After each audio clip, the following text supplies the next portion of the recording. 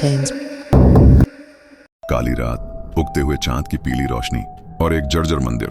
यहीं पर एक साधु अपने वस्त्रों से ढका हुआ एक भयानक साधना में लगा था। उसकी आंखें पागलपन से चमक रही थीं और उसके होंठ एक खौफनाक मुस्कान में मुद्दे हुए थे।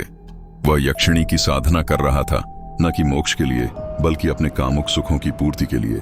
यह कहानी उन अंधेरे रहस्यों की है जो धर्म के आवरण में छिपे होते हैं।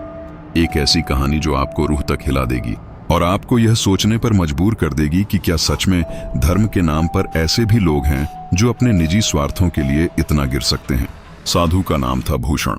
वह एक समय में एक सम्मानित साधु था, लेकिन लालच ने उसे अंदर से खोखला कर दिया था।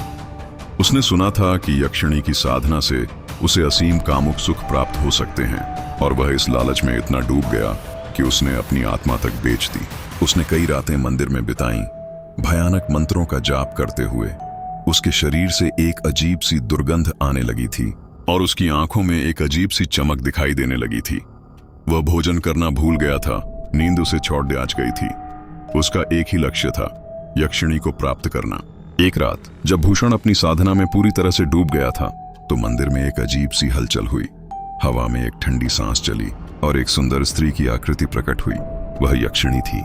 उसकी सुंदरता इतनी मोहक थी कि भूषण का मन उसके प्रति आकर्षित हो गया। लेकिन यक्षिणी की सुंदरता में एक भयावहता भी थी।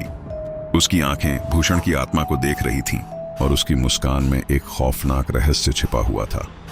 उसने भूषण को अपने वश में कर लिया और उसे एक ऐसी कामुकता में फंसा दिया जिसकी कल्पना भी भूषण ने नहीं की थी। भूषण को यक्षिणी के साथ असीम कामुक सुख प्राप्त हुए, लेकिन यह सुख क्षणिक था। यक्षिणी ने उसे अपने जाल में फंसा रखा था और उसके शरीर और आत्मा दोनों पर अपना अधिकार जमा लिया था। वह अब यक्षिणी का गुलाम बन गया था और उसके कामुक सुखों का बंधक। दिन बीतते गए और भूषण का शरीर और मन दोनों ही कमजोर होते गए। यक्षिणी ने उसे अपने कामुक खेल में पूरी तरह से खो दिया था। वह अपनी इच्छाओं का गुलाम बन गया था और अपनी आत्मा को खो चुका था। एक दिन भूषण को यक्षिणी से मुक्ति मिली, लेकिन वह पहले जैसा नहीं रहा।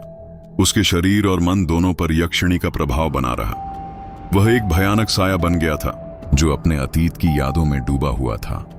उसके चेहरे पर कभी मुस्कान नहीं आई और उसकी आंखों में हमेशा एक खौफनाक डर छाया रहा। यह कहानी एक चेतावनी है। यह कहानी उन लोगों के लिए एक सबक है जो अपने कामुक सुखों के लिए किसी भी हद तक जा सकते हैं। यह कहानी आपको याद दिलाती है कि धर्म के नाम पर छिपे हुए अंधेरे रहस्यों से सावधान रहना चाहिए।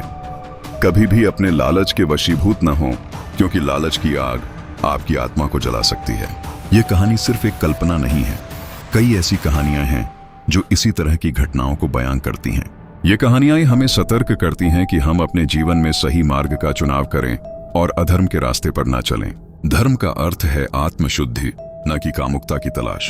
याद रखें, कामुकता क्षणिक है, लेकिन आत्मा अनंत है।